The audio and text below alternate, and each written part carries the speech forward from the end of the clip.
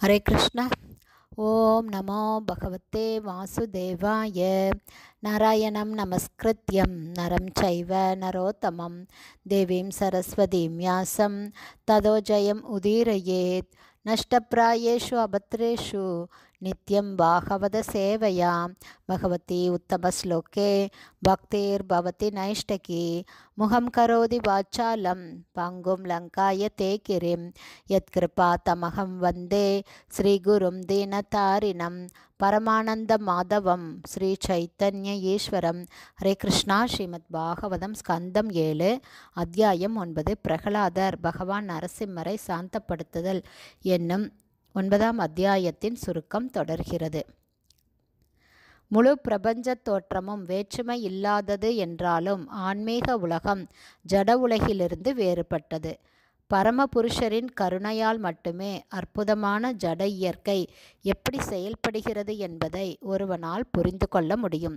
உதாரணமாக, பிரம்மதேவர் கர்ப்போதகசாயி விஷ்ணுவின் நாபியிலிருந்து வளர்ந்த தாமரை மலரிலிருந்து தோன்றினார் என்றாலும் இனி என்ன செய்ய வேண்டும் என்பதை அவரால் புரிந்து கொள்ள முடியவில்லை.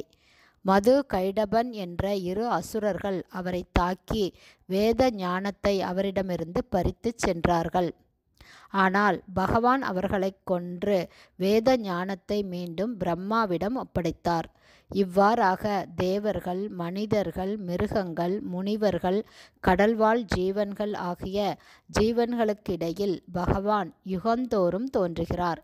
இத்தகைய அவதாரங்களெல்லாம் பக்தர்களை காத்து அசுரர்களை கொல்வதற்காக ஏற்பட்டவையே. ஆனால் கொல்லுதல், காத்தல் என்ற இந்த 2 செயல்களும் பரமபுருஷ பகவானை பொறுத்தவரை பாரபட்சமுள்ள செயல்கள் அல்ல. பந்தப்பட்ட ஆத்மா எப்போதுமே பௌதீக சக்தியினால் ஈர்க்கப்படுகிறான். இதனால் அவன் காமத்திற்கும் பேராசைக்கும் அடிமையாகி ஜட இயற்கையின் பிடியில் அகப்பட்டு அவதிப்படுகிறான். தமது பக்தனிடம் பகவான் காட்டும் காரணமற்ற கருணைதான் பௌதீக வாழ்விலிருந்து வெளியேறுவதற்குரிய ஒரே வழி.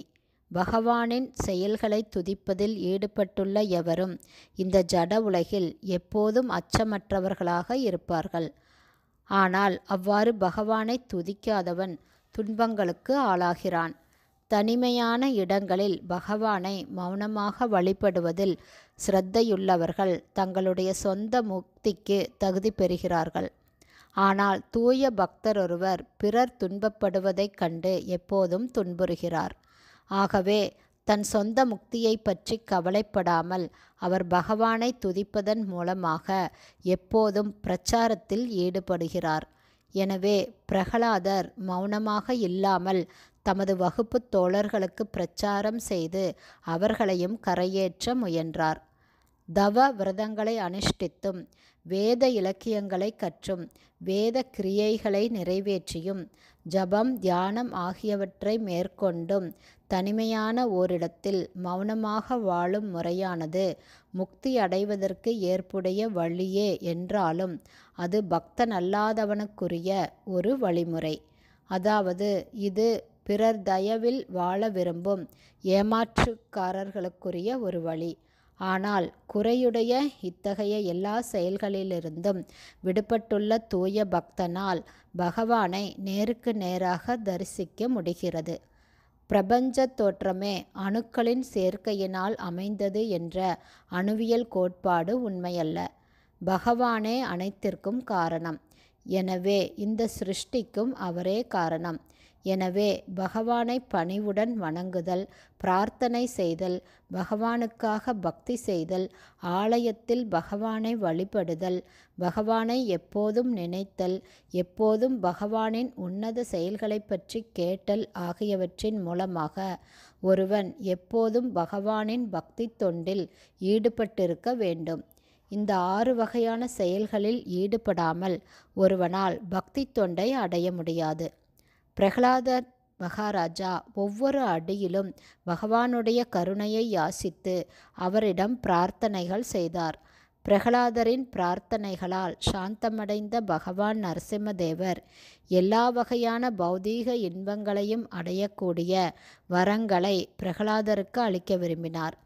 ஆனால் பௌதீக இன்பங்களால் பிரகலாதர் தவறான பாதையில் இருக்கப்படவில்லை.